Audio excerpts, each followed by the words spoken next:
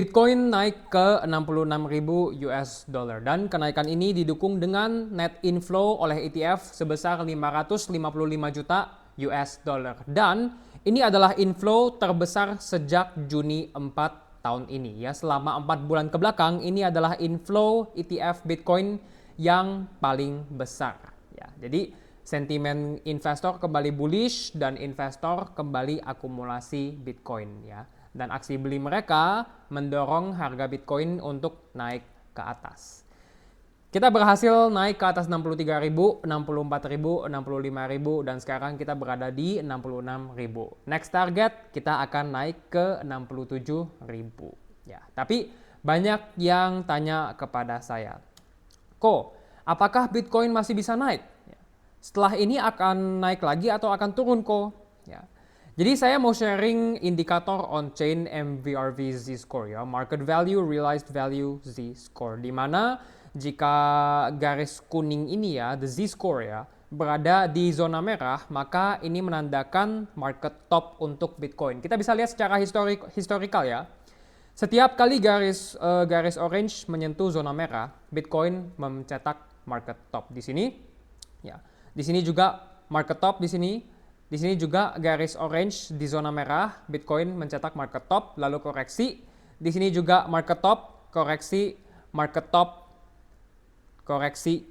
Dan saat ini kita bisa lihat garis orange berada di level 2, masih sangat rendah dan masih sangat jauh dari zona merah. Artinya apa?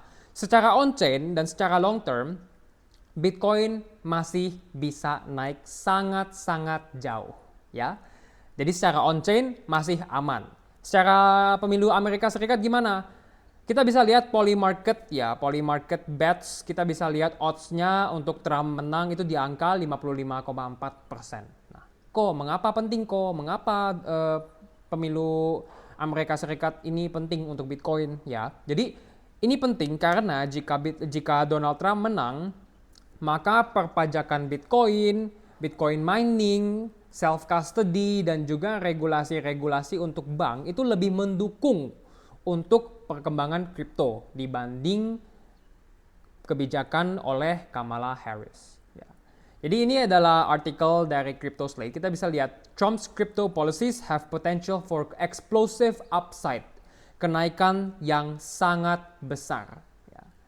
Mengapa? Karena memang Donald Trump secara vokal ya sudah sangat vokal, dia sangat mendukung kripto, dia sangat menyukai kripto dan kita bisa lihat dari janji-janji beliau ya, jika beliau menjadi presiden dia akan membuat Amerika negara yang sangat mendukung untuk perkembangan kripto. Oke, jadi ini adalah statistik yang bagus ya. Jika Trump memang menang pemilu Amerika Serikat 2024, maka kripto kemungkinan besar akan mengalami kenaikan yang sangat tinggi. Ini menurut riset oleh Galaxy Digital. Ya. Next, $9 trillion asset under management Charles Schwab. Ya, ini adalah salah satu investment bank, asset management company. Mereka melakukan riset kepada ETF investor mereka dan mereka menemukan bahwa 45% dari ETF investor mereka itu tertarik untuk berinvestasi kripto. Oke, crypto ETF. Nah, ini bertumbuh dari hanya 38% di 2023. Ya, dan di tahun 2024 ini, statistik ini menjadi 45%. Kita bisa lihat tabelnya di sini ya.